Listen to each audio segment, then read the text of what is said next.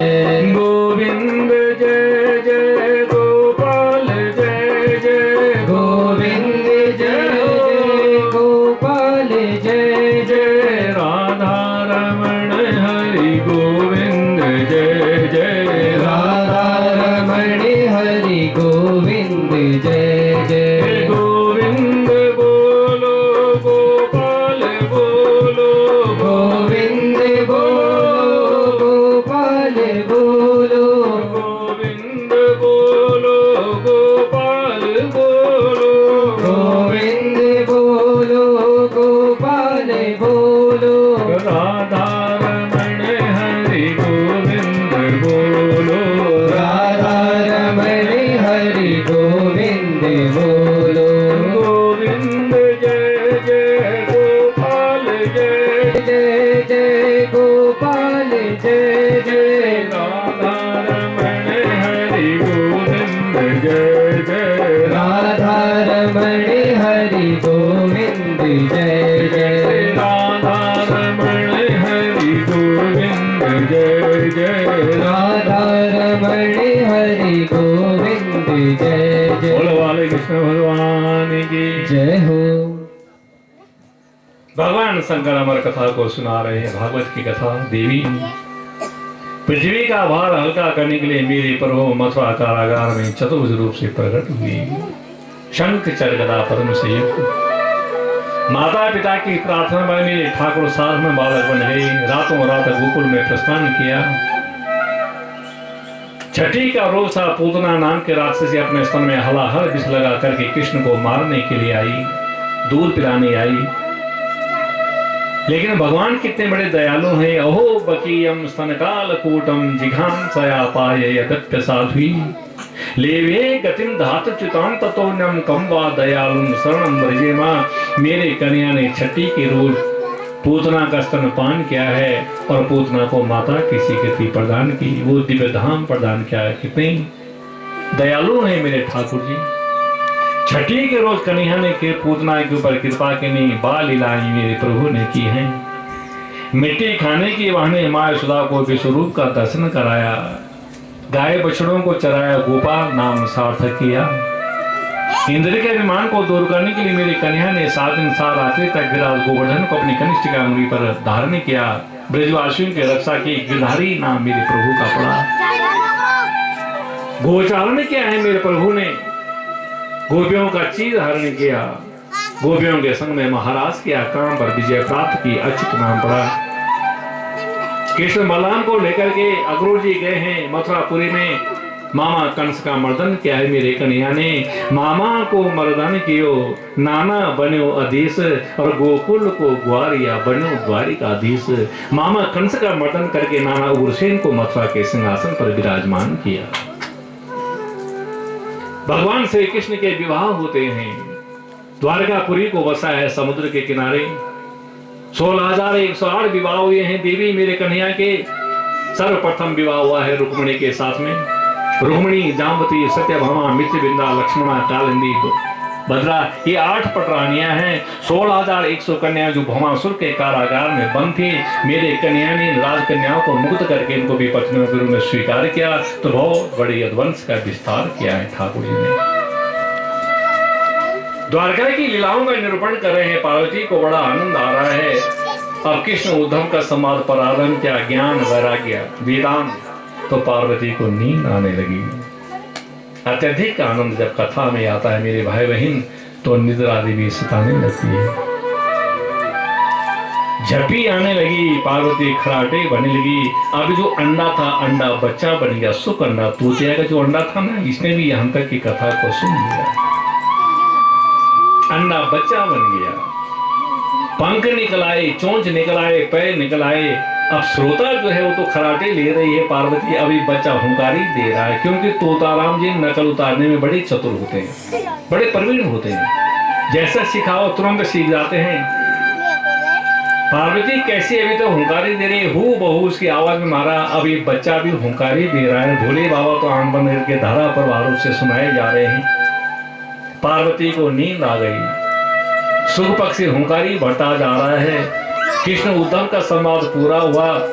और इतने में भगवान शंकर ने जोर से जयकारा लगाया, बोलो भागवत भगवान की। जय और हो। एकदम पार्वती की नींद टूटी। क्षमा करे महाराज। उसके बाद क्या हुआ? शंकर ने कहा देवी कथा पूरी हो गई, और क्या होना था, पूरी कथा पूरी हो गई।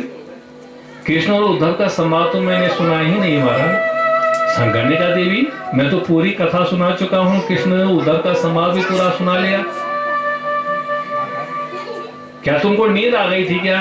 बोले क्षमा करें महाराज, जब आपने कृष्ण उद्धव का संवाद प्रारंभ किया, निद्रा देवी की प्रभाव से मैं प्रभावित होकर के सो गई, उसी आगे क्या हुआ मैं नहीं सुन पाई।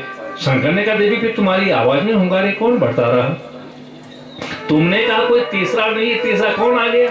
हूबहू तुम्हारी आवाज में हुंकारी दे रहा था। और जो ही भोले बाबा ने आंखें खोली तो सुख पक्षी उड़ने लगा। बोलो सुखदेव भगवान की। शंकर ने कहा देवी ये पक्षी कहां से आ गया, ये सुख कहां से आ गया? तुमने कहा तीसरा कोई नहीं है। पार्वती ने चरणों में प्रणाम किया, स्वामी क्षमा करें। जब मैं निरीक्षण पे निकली थी मैंने उसको अंडे के रूप में देखा, मैंने सोचा ये अंडा क्या कथा सुनेगा, मुझे क्या पता अमर कथा के चमत्कार से अंडा फूट करके बच्चा बन जाएगा। शंकर ने कहा देवी ये अच्छा नहीं हुआ, अमर कथा की चोरी हो गई। शंकर को इतना क्रोध आया, हाथ में त्रिशूल लिया, अब तो सुख पक्षी का पीछा करने लगे। आगे आगे सुख पक्षी और पीछे पीछे भोले बाबा। रास्ते में व्यास पत्नी पिंगला जिसको जमाई आ रही थी, ऋतुकाल से निवृत्त होकर के श्रृंगार कर रही थी, और जमाई आ रही थी। सुख पक्षी ने छोटा सा सूक्ष्म रूप धारण करके और पिंगला के मुख में प्रवेश करके उसके गर्भ में पहुंच गए। यही सुखदेव 12 वर्ष तक मां के गर्भ में रहे। ध्यान देना, भगवान शंकर ने व्यास जी के लिए कहा व्यास जी आपके यहाँ कोई चोर घुस गया है, मैं उसको मृत्युदंड देना चाहता हूं, उसको बाहर निकालो। व्यास जी ने कहा भोले बाबा आप चोर का पीछा कर रहे हैं, आपके पास में चोरी लायक सामान ही क्या है? चोरी होती है आभूषणों की, सोना चांदी हीरा मोती। आभूषणों के नाम पर आपके गले में भुजगेंद्र हारम, सर्पों की माला तो आप धारण करिए, तो आपके आभूषण है सर्प बिछुआरी, जिनको कोई छूना भी नहीं चाहता, जो खतरे से खाली नहीं, ऐसे आभूषणों के तो आप माला पहनते हैं। चोरी होती है श्रृंगार सामान की। श्रृंगार के नाम पर पाउडर की जगह पर तो आप गरम गरम चिता की भस्मी को अपने शरीर पे लगाते हो, जिस चिता भस्मी को कोई छूना भी नहीं चाहता। मकान दुकान पे कब्जा कर लिया हो चोर ने, मकान दुकान के नाम पे स्मशान घाट में तो आप वास करते हैं, छोटी फटी पुरानी कुटिया भी आपके पास में नहीं है। तो चोर क्या चोरी करके चला गया जिसका पीछा आप कर रहे हैं? क्या है आपके पास में चुराने लायक वस्तु?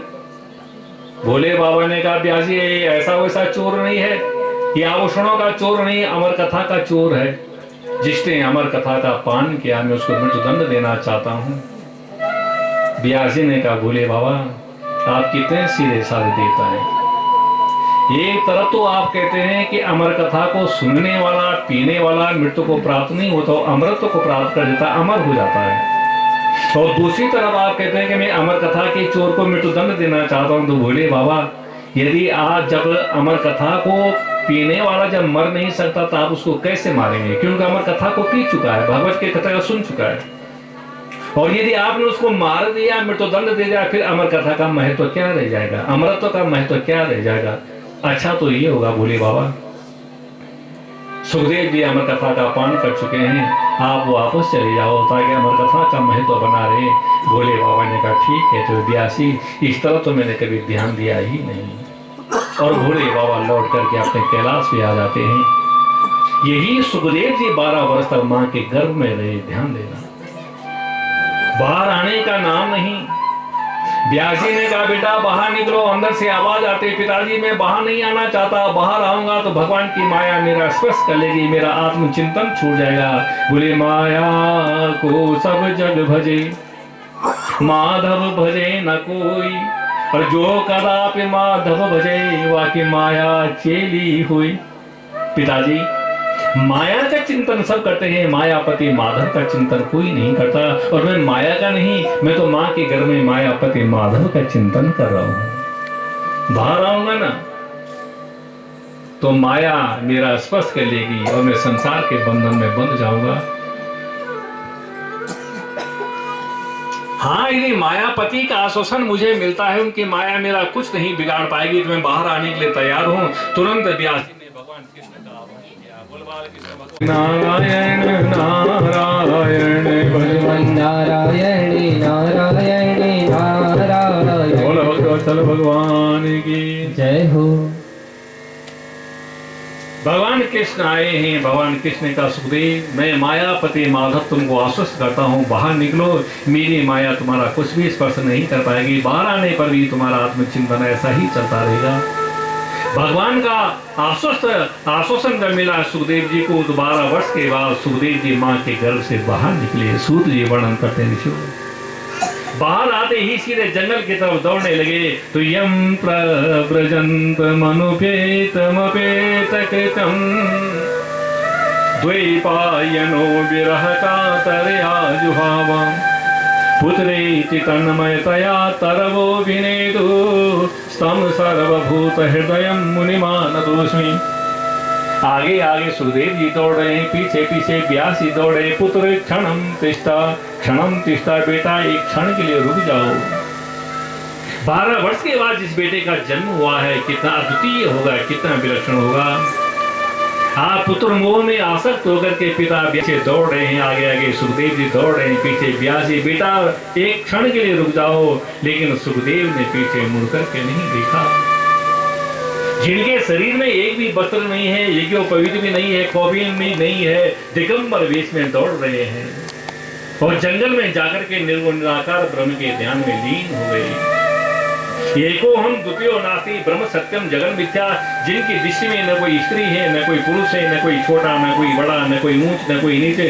सिया राम माया सब जग जानी करहु प्रणाम जोरी जुग पानी ब्रह्म सत्यम जगन मिथ्या। कैसे निर्गुण निराकार ब्रह्म के ध्यान में श्री सुखदेव इस जंगल में समाधि स्थिति में बैठे। व्यासी ने बहुत प्रयास किया, सुखदेव जी की समाधि को नहीं तोड़ पाए और निराश होकर के लौट करके अपने आसन पर व्यासी आए। 4 शिष्य हैं, पैल वैशंपायन जयमनी सुकवि। चारों शिष्यों को भागवत के 4 श्लोक कंठस्थ कराए। जाओ बेटा, आज संविदा लेने के लिए उसी जंगल में जाओ जहां मेरा बेटा सुखदेव समाधि में लीन है। मैं तो अपने बेटे की समाधि को नहीं तोड़ पाया, शायद तुम्हें सफलता मिल जाए। इन श्लोकों का उच्चारण करना। संविदा तोड़ते हुए शिष्य मंडली सुखदेव के पास लगे। भागवत के श्लोकों का उच्चारण किया, जिसमें भगवान श्री कृष्ण के श्रृंगार का वर्णन हुआ है, भक्ति का वर्णन हुआ है। शिष्य मंडली ने कहा, हमारा आपके पिता तैयार किया है, आप अपने पिता से भागवत का अध्ययन करें। और सुखदेव जी को लेकर के शिष्य मंडली व्यासाश्रम पर आई है। सुखदेव ने पिता व्यास को प्रणाम किया। पश्चात व्यास जी ने अपने पुत्र सुखदेव को भागवत पढ़ाई और इन्हीं सुखदेव ने 7 दिन तक राजा परीक्षित को भागवत की कथा सुनाई। परीक्षित मोक्ष पद को प्राप्त हो गए। बोलो सुखदेव भगवान की जय हो। बड़ी विलक्षण परिस्थिति में सुखदेव जी का जन्म हुआ।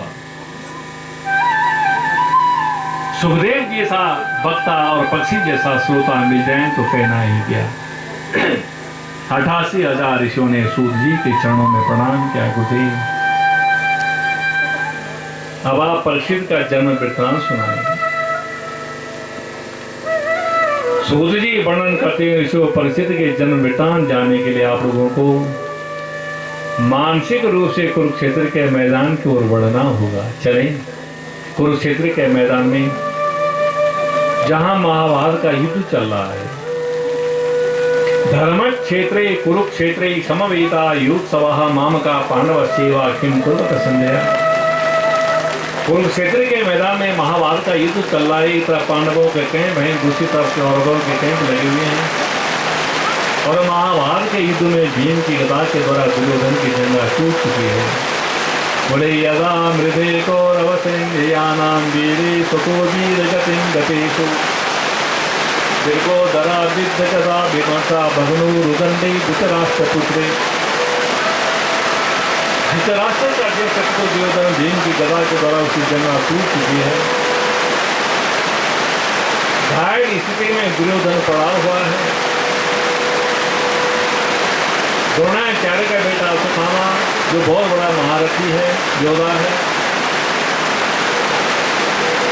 अश्वत्थामा दुर्योधन के पास में जाता है और दुर्योधन को देखा घायल स्थिति में तो पूछ लिया, मित्र क्या हो गया? दुर्योधन ने कहा, भैया क्या बताऊं, भीम ने गदा का प्रहार करके मेरी जंगा तोड़ दी। बोले अच्छा मित्र ये बात कहो। बोले काश तुमने एक गाय तो मुझे दिया होता, जिनको भी तुमने अपना सेनापति नियुक्त किया वो पांडवों से जुड़े हुए थे मन से, पांडवों की विजय चाहते थे, चाहे वो मेरे पिता द्रोणाचार्य ही क्यों न हो, चाहे वो बाबा भीष्म ही क्यों न हो, जिनको भी तुमने अपना सेनापति चुना है वो पांडवों का हित चाहते थे, पांडवों की विजय चाहते थे। काश ये जिम्मेवारी मुझे मिली होती तो आज ये स्थिति न आती। दुर्योधन ने कहा, मित्र जो होना था सो हो गया, अब तुम ये बताओ तुम मेरे लिए क्या कर सकते हो? अश्वत्थामा ने कहा, मित्र बोलो क्या करूं?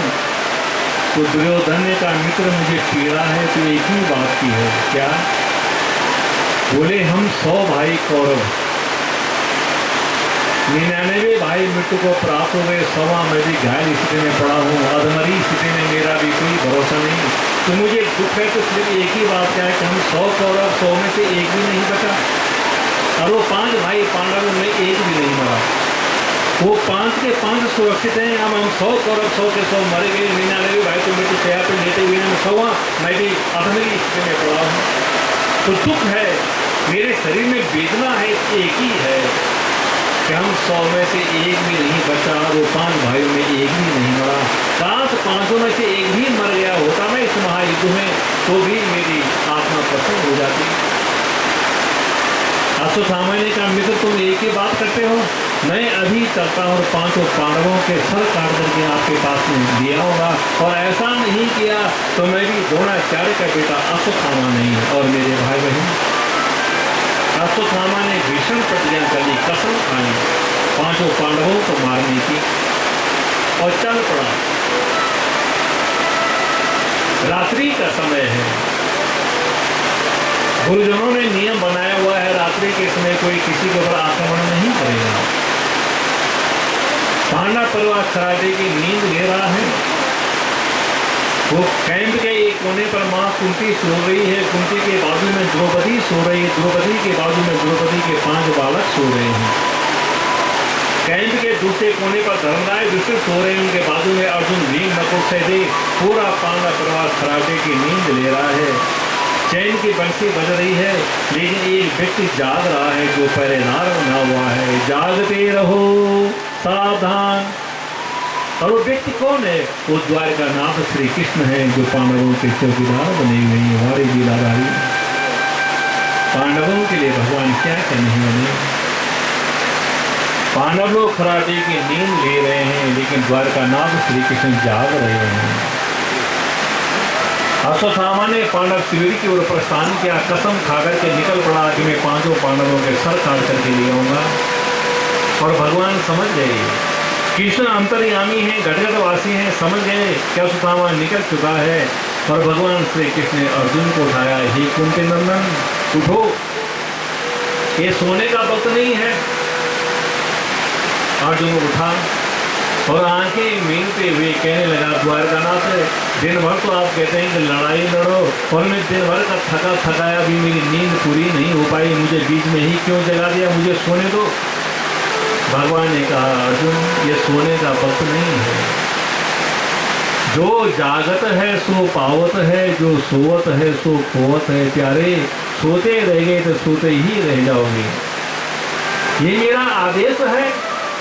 अपना कल्याण चाहते हो, अपने परिवार का कल्याण चाहते हो, तो तुरंत अभी इसी वक्त इस कैंप को खाली करो। बहुत बड़ी अनहोनी घटना घटने वाली है प्यारे। और अर्जुन ने पूरे परिवार को उठाया। कृष्ण के कथनानुसार पूरा पांडव परिवार इस कैंप को खाली करके दूसरे कैंप में चले गए, लेकिन द्रौपदी के 5 बालक उसी कैंप में सो रहे हैं। भगवान श्री कृष्ण ने बच्चों को जगाया, अरे भैया तुम भी उठो, यहाँ खतरे से शक्तिशाली नहीं। इन्होंने कहा प्रभु अभी हमारी नींद पूरी नहीं हुई, हमको सोने दो। भगवान ने बार बार समझाया, नहीं माने। भगवान भी समझ गए होनहार को मैं भी नहीं रोक पाऊंगा, ये प्रभु की लीला।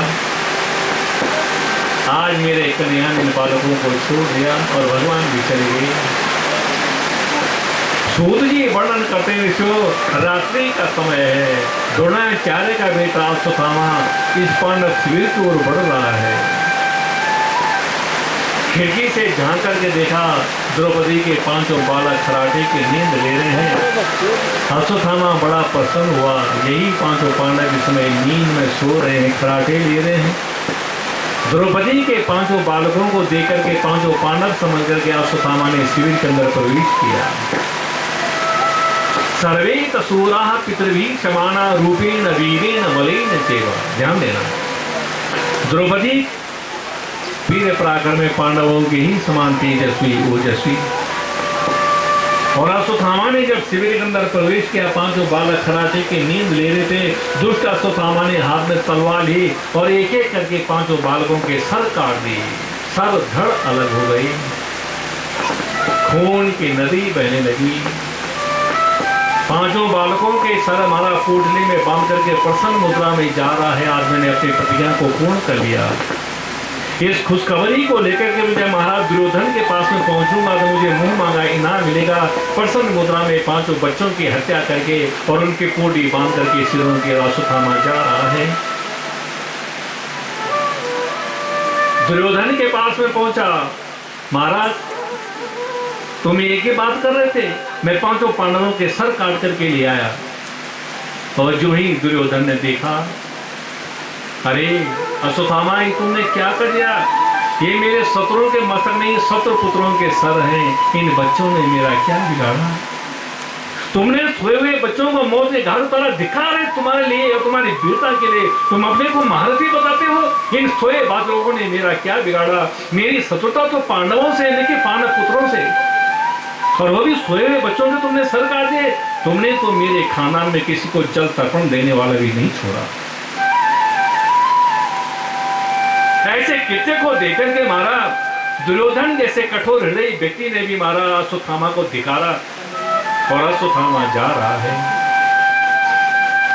भगवान कृष्ण समझ गए, जो होना था सो हो गया। पांडवों के लिए चलो भैया अपने पहले वाले कैंप में चलते हैं। आगे आगे द्रौपदी, पीछे पीछे पांडव।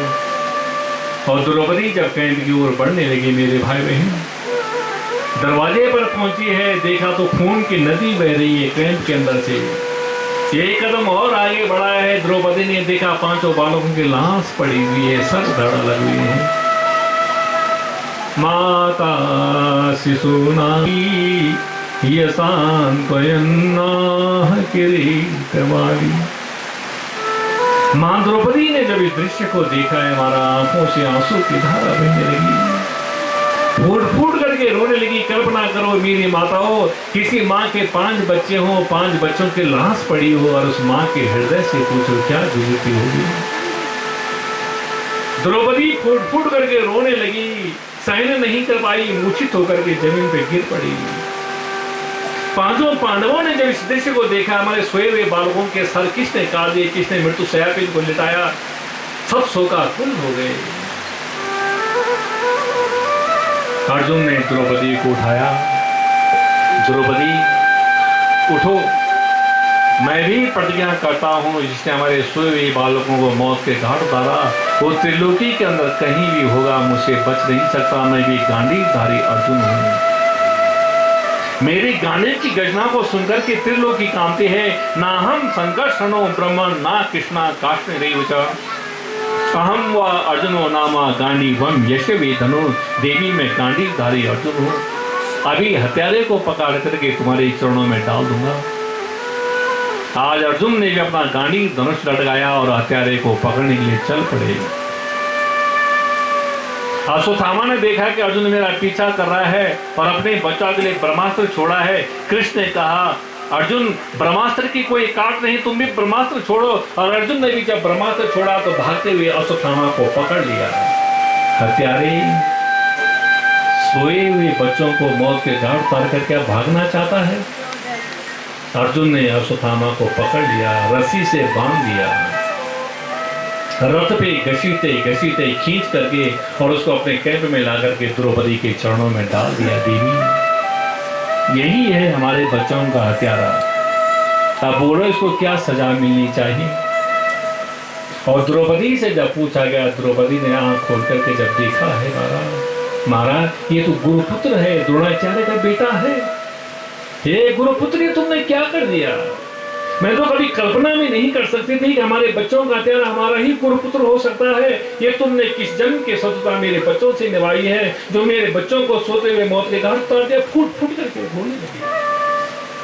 अर्जुन ने कहा, देवी ये रोने का समय नहीं, ये बदला लेने का समय है। गुरुपुत्र है तो क्या हुआ है, बोलो इसको क्या सजा मिलनी चाहिए?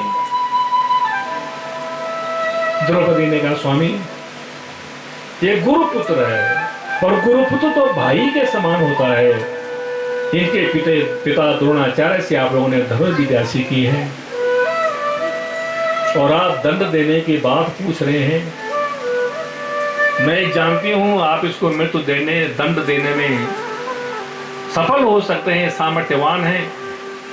यदि आप इसको मृत्यु दंड दे देंगे महाराज, तो क्या मेरे मरे हुए बच्चे जीवित अवस्था में वापस लौट पाएंगे? क्या मैं अपने बच्चों का मुख चूम पाऊंगी? क्या उनको दोबारा स्तनपान करा पाऊंगी? यदि संभव हो सकता है तो आप इसको मृत्युदंड दीजिए, और इसको मृत्युदंड देने के बाद भी मेरे मरे हुए बच्चे यदि वापस नहीं आ सकते, तो मैं नहीं चाहती हूं जैसे मैं अपने बच्चों के लिए रो रही हूं ऐसी दूसरी मां को रोना पड़े। ये मेरा सिद्धांत नहीं है। ये अपनी मां कृपी का इकलौता बेटा है, और कृपी को जब इस बात का पता लगेगा कि पांडवों ने उसके इकलौते पुत्र अश्वत्थामा को मौत के घाट उतार दिया, जिस वेदना को आप नहीं समझ सकते, मैं मां हूं, मैं समझ सकती हूं। संसार में सब कुछ मिल सकता है, ध्यान देना। पिता की जगह पर पिता मिल सकते हैं, भाई की जगह पर भाई मिल सकता है, रिश्तेदारों की जगह पर रिश्तेदार मिल सकते हैं, मेरे भाई बहन। लेकिन संसार में मां का ही एक ऐसा रोल है, मां की ही एक ऐसी भूमिका जिसको दूसरा नहीं निभा सकता कोई। हमारे शास्त्र कहते हैं कि कुपुत्रो जायेत क्वचिदपि कुमाता न भवति पृथिव्यां पुत्रास्ते जननी बहवः सन्ति सरला। पुत्र कुपुत्र हो सकता है, लेकिन माता कुमाता नहीं हो सकती। द्रौपदी की आंखों में आंसू बह रहे हैं। द्रौपदी ने कहा, स्वामी उवाचा चासहं तस्या बन्धना नयनम सती मुच्यताम मुच्यताम ये सा ब्राह्मणो नितराम गुरु। ये ब्राह्मण बालक है, इसको बंधन से मुक्त कर दो, मुच्यताम, इसको छोड़ दो। जो होना था सो हो गया। विधाता ने मेरे भाग्य में यही पुत्र शोक लिखा होगा, जिसको मैं आज देख रही हूं। और मैं नहीं चाहती हूं जैसे अपने पुत्रों के लिए मैं तड़प रही हूं, ऐसी दूसरी मां को तड़पना पड़े। महाराज जो होना था सो हो गया। मेरे मरे हुए बच्चे अब जीवित अवस्था में अब वापस नहीं आ सकते, इसलिए आप इसको छोड़ दो। धन्य है मां द्रौपदी। कैसी अद्भुत मिसाल कायम की। द्रौपदी का चरित्र नारी शक्ति के लिए, मां बहनों के लिए अनुकरणीय है, वंदनीय है, सर्वणीय है, महान है। द्रौपदी भारतीय नारी है, और भारतीय नारी के हृदय में आज भी शत्रु के प्रति हमदर्दी है, अपनत्व है, क्षमाशीलता है। कल्पना करो माताओं, किसी माँ के 5 बेटा हो, 5 बेटों की लाश पड़ी हो, हत्यारे को पकड़ लिया गया हो, और उस माँ से पूछा जाए कि इसको क्या सजा मिलनी चाहिए, तो कोई माँ है क्या जो कह दे कि छोड़ दो, जो होना था हो गया। जरूर कोई ना कोई सजा दिलाना चाहेगी, बदला लेना चाहेगी। लेकिन द्रौपदी का चरित्र अपने आप में महान है। 5 बालकों की लाश पड़ी हुई, हत्यारा सामने खड़ा है, और माँ कहते हैं कि छोड़ दो, मुचता मुचता मेसा ब्राह्मणों नितराम। क्या अद्भुत मिसाल कायम की है। अर्जुन ने कहा, देवी अभी तक तुम रो रही थी, और हत्यारे के प्रति आपके मन में ऐसी दया कैसी आई? इसको तो मृत्युदंड मिलना ही चाहिए था। भीम ने कहा, अर्जुन यदि तुमने इसको छोड़ दिया ना, मैं इसको जीवित नहीं छोड़ूंगा। क्यों ही भीम ने गदा उठा करके मारना चाहा। भगवान श्री कृष्ण का भीम शांत हो जाओ। अच्छा द्वारकानाथ, अब आप ही बताओ उसको क्या दंड मिलना चाहे, जो आप कहेंगे वही सबको स्वीकार्य होगा। तो भगवान कृष्ण ने कह दिया ठीक है पांडवों, तुमने मुझे निर्णायक चुन लिया, जो मैं कहूंगा तुम मेरी बात मानोगे। बोले हाँ भैया। तो बोले मैं तो एक ही बात कहूंगा इसके संदर्भ में कि ब्रह्म बंधु नहातव्या आदताई बदान मये वो भयमामनाथम परिपयानुशासनम।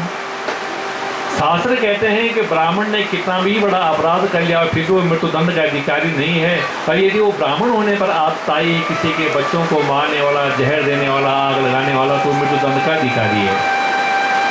ये ब्राह्मण बालक है, द्रोणाचार्य का बेटा है, इसे मृत्युदंड का अधिकारी नहीं है। और इसने सोए हुए बच्चों को मौत के घाट उतारा, इसे मृत्युदंड का अधिकारी है। तो एक काम करो, इसको मृत्युदंड भी दो और इसको जीवन दान भी दो। क्या अद्भुत निर्णय सुनाया है जज साहब ने। कल्पना करो, किसी व्यक्ति को मृत्युदंड भी दिया जाए और जीवन दान भी दिया जाए तो दोनों काम तो एक साथ नहीं हो सकते। या तो मृत्युदंड ही मिल सकता है या फिर जीवन दान ही मिल सकता है। कोई समझा नहीं, लेकिन अर्जुन को समझते हुए देरी नहीं लगी। जिस अर्जुन ने कुरुक्षेत्र के मैदान में भगवान कृष्ण के मुख से 18 अध्याय गीता अमृत का पान किया हो, गीता उपदेश ग्रहण किया हो, कृष्ण की शिष्यता ग्रहण की हो, शिष्यस्ते हम साधिमा त्वं प्रपन्ना। अर्जुन समझ गए कृष्ण क्या कहना चाहते हैं और अर्जुन ने अश्वत्थामा को पकड़ा, हाथ में उस्तरा लिया, इसका आधा मुंडन कर दिया, खोपड़ी घोट दी। इसके सिर में एक कीमती मणि थी, अर्जुन ने उस मणि को निकाल दिया और धक्का देकर के अपमानित कर इसको शिविर से निकाल दिया। अश्वत्थामा जा रहा है, ठीक है पांडवों, तुमने धक्का देकर के अपमानित करके मुझे दे दिया, मेरी मणि को भी छीन लिया, मैं इसका बदला जरूर लूंगा। और अब की बार ऐसा बदला लूंगा कि ना रही बांस ना बजेगी बांसुरी, पांडव वंश को ये समाप्त कर दूंगा। और अश्वत्थामा जा रहा है प्रेमियों। इधर भगवान श्री कृष्ण ने पांडवों को सांत्वना दी, पांडवों जो होना था सो हो गया, अब रोने धोने की जरूरत नहीं भैया, हिम्मत बांधो। बोले आया है सो जाएगा राजा रंग फकीर, अरे कोई सिंहासन चढ़ा तो कोई बंधा जमीर। मेरे भाई ये संसार का नियम है, जिसने संसार में जन्म ले लिया उसको एक दिन संसार छोड़ करके जाना ही होगा। जीवन का अंतिम सत्य है मरण, और इस मृत्यु से बचा नहीं जा सकता। फर्क इतना है, राजा महाराजा मरेंगे तो सोने चांदी के सिंहासनों पर उनकी शव यात्रा निकलेगी, रंग मरेगा, भिखारी मरेगा तो बांस के डंडे पर बांध करके उसको ले जाएंगे। लेकिन राजा हो चाहे रंग हो, जो संसार में आया उसको संसार से विदा होना ही पड़ेगा। यही जीवन का अंतिम सत्य है। भगवान श्री कृष्ण ने पांडवों को सांत्वना दी, अच्छा भैया मैं चलता हूँ द्वारका के लिए। और भगवान जब द्वारका जाने के लिए तैयार होने लगे, इतने द्वारा अभिमन्यु की पत्नी उतरा, जो गर्भवती है। अभिमन्यु तो पहले ही चक्रव्यूह के अंदर धोखे से मारे गए हैं कौरवों के द्वारा, और दुष्ट अश्वत्थामा ने उत्तरा के गर्भ में ब्रह्मास्त्र का संधान कर दिया। जानता है कि गर्भवती है और इसके गर्भ से जो बच्चा जन्म लेगा उसे पांडव वंश फलेगा फूलेगा, तो इस बच्चे को गर्भ में ही समाप्त कर देना चाहिए। इसका उद्देश्य है प्रतिशोध, बदले की भावना। और अश्वत्थामा ने उत्तरा के गर्भ में ब्रह्मास्त्र का संधान कर दिया। रोती हुई उत्तरा कृष्ण चरणों में प्रणाम करती है, आंखों में आंसू बह रहे हैं। पाहे पाहे महायोगिम देव देव जगतपते, नान्यम तद्भयम पश्ये यत्र मृत्यु परस्परम। हे द्वारकानाथ में आपके शरण में हो, रक्षा करो त्राही मां। भगवान ने पूछा उतरे क्या हो गया?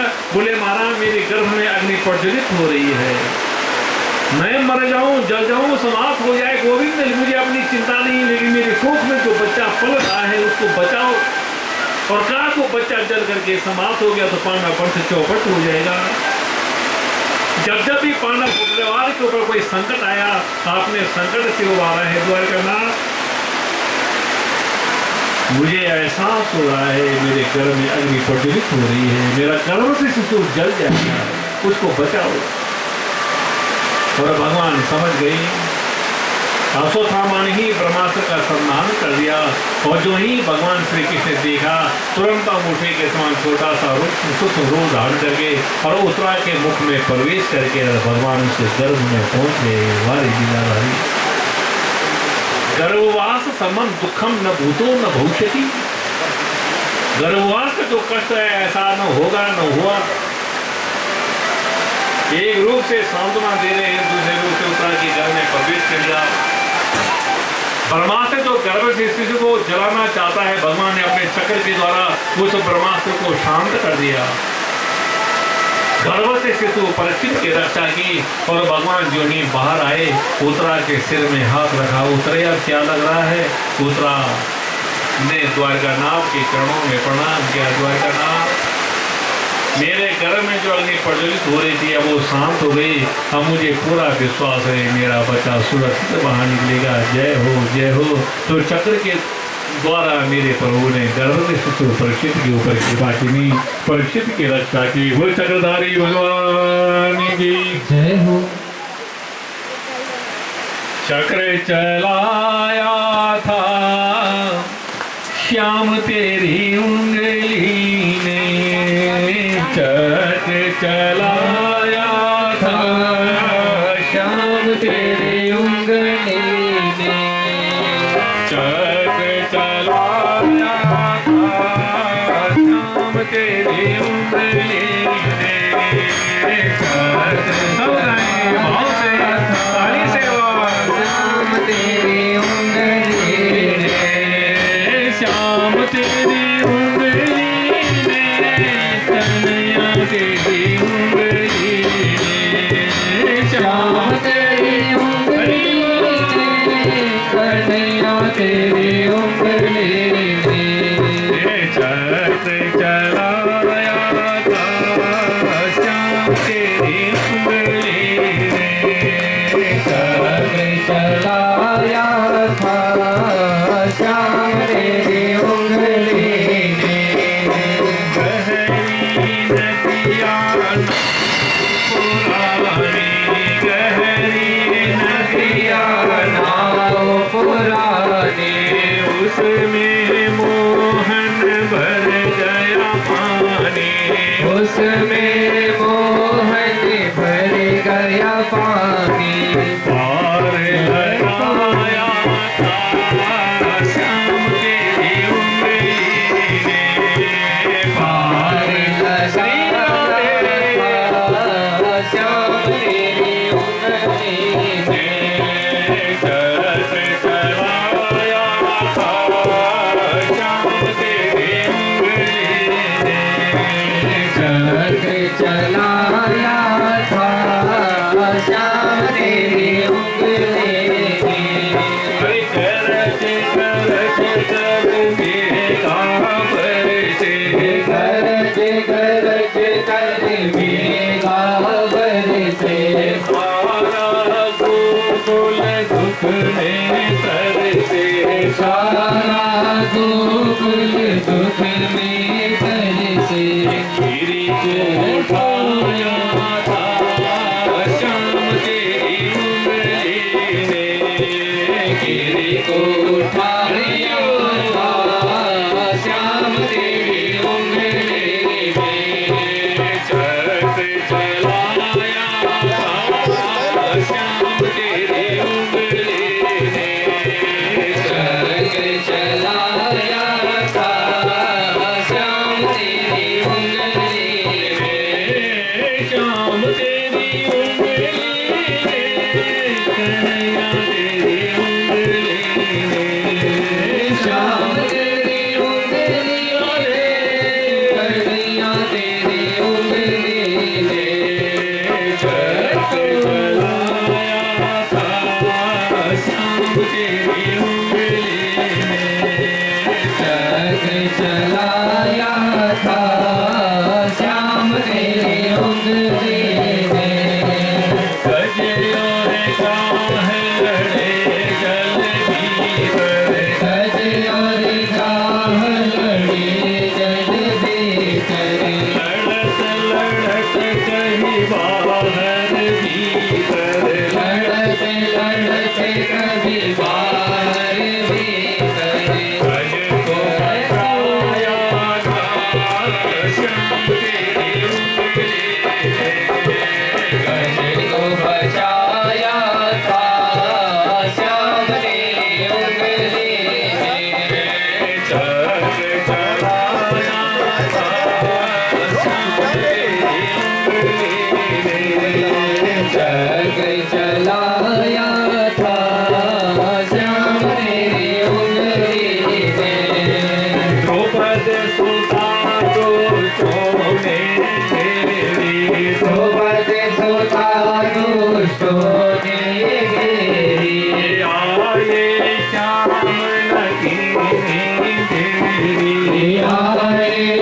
श्याम नकीनी देवी खीर पढ़ाया था श्याम तेरी उंगली ने खीर पढ़ाया था श्याम तेरी उंगली ने तख्त चढ़ाया था श्याम तेरी उंगली ने चक्र चलाया था श्याम तेरी उंगली में श्याम तेरी उंगली ने कन्हैया तेरी उंगली ने श्याम तेरी उंगली में कन्हैया तेरी उंगली में चक्र चलाया था श्याम तेरी उंगली ने चक्र चलाया था श्याम तेरी उंगली में। बोलो चक्रधारी भगवान की जय हो। गीता में भगवान ने प्रतिज्ञा की है अनन्य चिंतन्ते उमां ये जना प्रयुपासते तेषां नित्याभियुक्तानां योगक्षेम वहाम्यहम्। जो अन्य रूप से मेरी शरण में आ जाता है, जो मेरा चिंतन करता है, उसके योगक्षेम का वहन मैं स्वयं करता हूँ। आज भगवान श्री कृष्ण ने महारा उत्तरा के गर्भ में प्रवेश करके गर्भ से सुपरीक्षित की रक्षा की। उत्तरा ने द्वारकानाथ कृष्ण के चरणों में प्रणाम किया, गोविंद अब मुझे पूरा विश्वास है मेरा बच्चा सुरक्षित बाहर निकलेगा। जय हो जय हो। भगवान श्री कृष्ण ने पांडवों के लिए कहा, अच्छा भैया मैं चलता हूँ, द्वारका के लोग मेरी प्रतीक्षा कर रहे होंगे। भगवान जाने को तैयार हुए।